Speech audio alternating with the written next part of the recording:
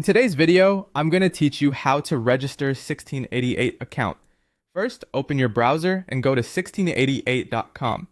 This is Alibaba's domestic wholesale marketplace, so most of the interface is in Chinese. If you're not comfortable with that, turn on your browser's translate feature to help you follow along, but keep an eye on the original buttons so you recognize them when needed. On the home page, look for the register option, labeled with the Chinese characters Ju, That. It's usually near the top right of the page. Go ahead and click that to begin creating your account. On the registration screen, choose phone number registration. This is the most straightforward path for a new account because the platform uses your mobile number to verify your identity. Have your phone nearby so you can receive a text message during this process. Next, select your country code.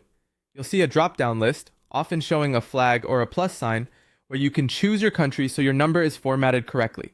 Make sure you pick the correct code so the verification message can reach you. Now enter your phone number.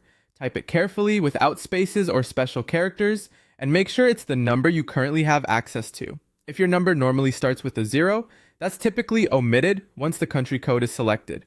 Before you can proceed, you'll be prompted to complete a CAPTCHA.